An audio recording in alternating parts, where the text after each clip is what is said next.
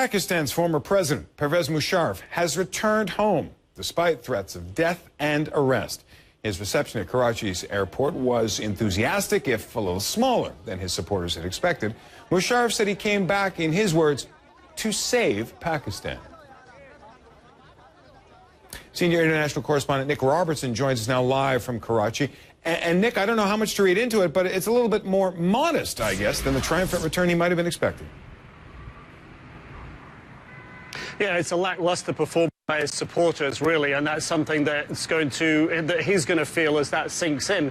I mean, he talked, and his supporters have talked about perhaps 100,000 people being on hand to celebrate his return. It hasn't happened like that at all. He's come back amid tight security, appearing on the steps of the airport to talk briefly with reporters there, very briefly, before being whisked away to a secure building elsewhere. He's moved on, we know not where, for the night, so right now he must be looking at the political road ahead of him. He says has come back to save Pakistan. From where he stands today, that is a very, very long road, and I would say not a lot of end in sight for him right now, John. It's more than just politics that he's got to be worried about. There are some personal issues. On one hand, the authorities want to arrest him. On the other side of the spectrum, the Taliban wants to kill him. How does he navigate between those two? How's he going to stay out of trouble and stay alive?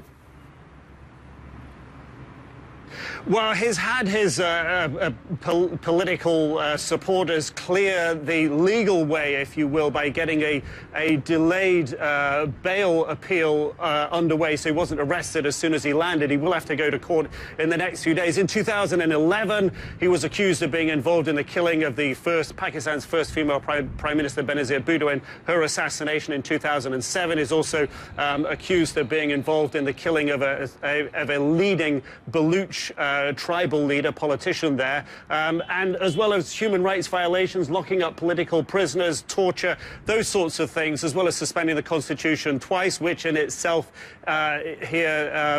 carries a very, very heavy penalty. So the legal challenges to him, he seems to have navigated those in the short term. The death threat by Pakistan's Taliban, the TTP, is still hanging over his head, but like the lackluster performance by his supporters today, the Taliban made a threat to assassinate him on his return.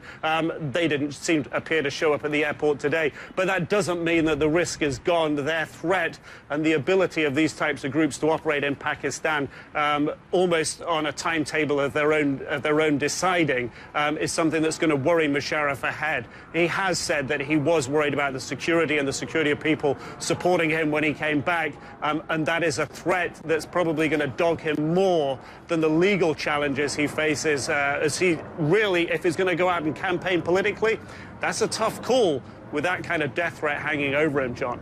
Nick Robertson, live in Karachi.